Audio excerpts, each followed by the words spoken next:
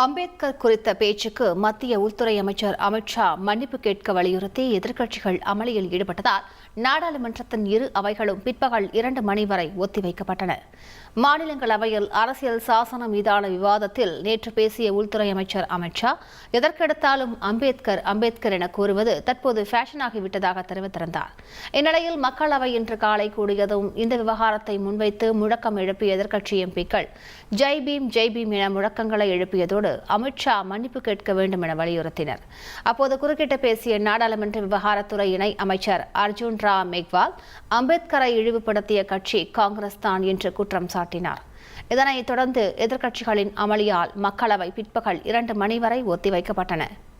மாநிலங்களவையிலும் இதே விவகாரத்தை எழுப்பிய எதிர்க்கட்சிகள் அமித்ஷா மன்னிப்பு கேட்க வலியுறுத்தி அமளியில் ஈடுபட்டனர்.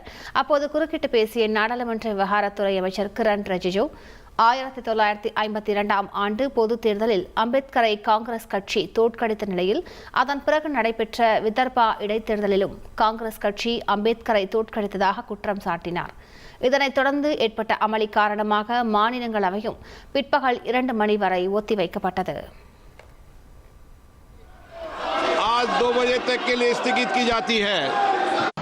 शिक्षा भूमि में जाइए बाबा साहब के लंदन में, आपको पता चलेगा आप परिनिर्वाण भूमि में जाके देखिए, आपको पता चलेगा।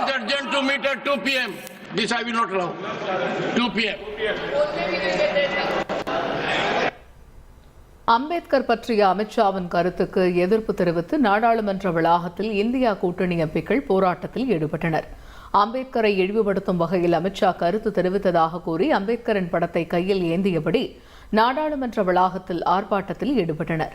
மக்களவை எதிர்க்கட்சித் தலைவர் ராகுல் காந்தி, காங்கிரஸ் எம்பி பிரியங்கா காந்தி, மாநிலங்களவை எதிர்க்கட்சித் தலைவர் மல்லிகார்ஜுன கர்கே, திமுக மக்களவை குழு தலைவர் TR பாலு உள்ளிட்ட இந்தியா கூட்டணி கட்சிகளைச் சேர்ந்த எம்பிக்கள் பங்கேற்றனர். போராட்டத்தில் பங்கேற்ற எம்பிக்கள் ஜெய் பீம் என முழக்கங்களை எழுப்பியதோடு அமித்ஷா மன்னிப்பு கேள் என்ற முழக்கத்தையும் எழுப்பினர்.